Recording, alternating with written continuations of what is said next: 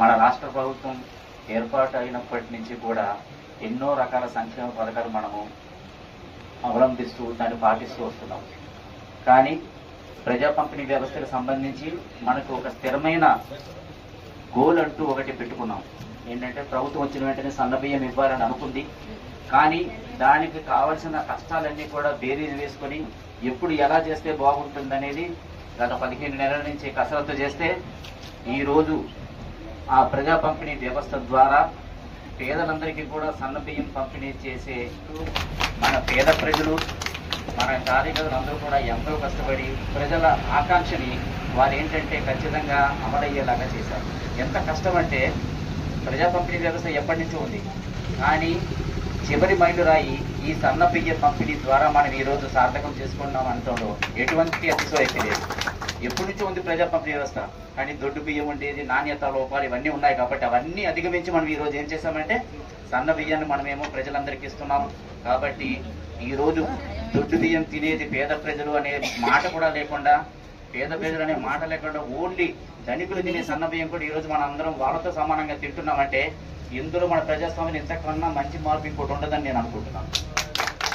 ఎందుకంటే అందరూ ఒకటే అనే నినాదం మీద ఈరోజు మనం సన్న బియ్యం పంపిణీ చేస్తున్నాం. దీనికి ప్రభుత్వానికి చాలా ఖర్చు వస్తుంది.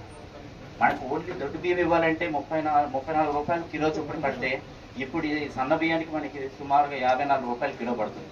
అయినా కూడా కష్టాలన్నీ పక్కన పెట్టి నిజంగా పేద ప్రజల కష్టాన్ని గుర్తు తెలుసుకున్న ఒక అమ్మలాగా తమ పిల్లలకి ఏ విధంగా అయితే మంచి అన్నం పెట్టాలనుకుంటుంది, అలాగే మన రాష్ట్ర ప్రభుత్వం కూడా పేద ప్రజలు కడుపు నిండాలని ఎంతో ఖర్చులతో ఉన్నా కూడా, ఎన్నో కష్టాలతో ఉన్నా, బడ్జెట్ లోటుపాట్లు ఉన్నా మీ కడుపు నింపాలని సన్న బియ్యాన్ని ఈరోజు మన ముందుకు తీసుకొచ్చి నిజంగా అమ్మ చేసే మంచి పని ఈరోజు ప్రభుత్వం చేసిందని మీ అందరికీ తెలియజేస్తున్నాను. అయితే దీంట్లో ఒకదానికైతే ఒకటి ముడివేసి ఉన్నాయి. ఇది మీ అందరికీ తెలియజెప్పాలి, లేకపోతే మనకు అర్థం కాదు.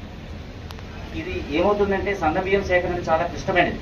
ఎందుకంటే బయట మార్కెట్లో మీకు తెలుసు సన్న బియ్యం అనేది ఉంది. ఈవెన్ మనం కూడా 50 రూపాయలు ఖర్చు పెట్టి మనం వెళ్ళినా కూడా మనకి నిజంగా సన్న బియ్యం వస్తా లేదో మనం చెప్పలేము.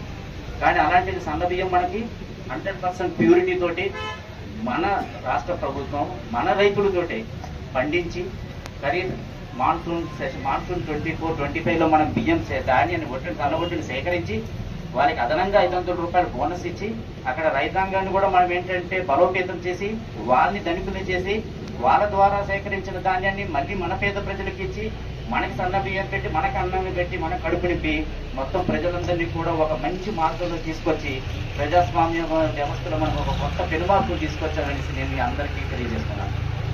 మనం ఇంకా ఈ విషయంలో చాలా మనం ఇంకా ముందుకు వెళ్ళాలి. ప్రభుత్వం సన్న బియ్యమే కాదు, దాంట్లో మనకి ఏమవుతుందంటే fortified rice kernels, blended rice ఇచ్చేసి దాంట్లో కూడా పోషకాహారాన్ని కూడా మనం ఏంటంటే ఏదైతే ఇన్కంప్లీట్ ఉంటుందో దాన్ని కూడా కంప్లీట్ చేసి బ్లెండెడ్ రైసే మనకి ఇస్తుంది. ఫోర్టిఫైడ్ రైస్ కెర్నల్స్ తోటి బ్లెండెడ్ రైస్ ఇచ్చి మనకి సన్న బియ్యం, సూపర్ ఫైన్ రైస్ ఇస్తుంది. ఇలాంటి బియ్యం మీకు మార్కెట్ ఎక్కడా దొరకదు. ప్రజా పంపిణీ వ్యవస్థ రాష్ట్ర ప్రభుత్వం ఎలా తయారు చేసిందంటే నాకు తెలిసి ప్రపంచంలో ఎక్కడ ఎలా జరుగుతుంది. ఇది పక్కన పెట్టండి. మనం ఏం చేస్తున్నామంటే మనం పండించిన బియ్యాన్ని, ధాన్యాన్ని మంచిగా తయారు చేసి ఫిలిప్పీన్స్ కూడా మనం పంపించాం. మొన్ననే ఫస్ట్ కన్సైన్మెంట్ ఫిలిప్పీన్స్కి పోయింది, అది కూడా రా రైసే.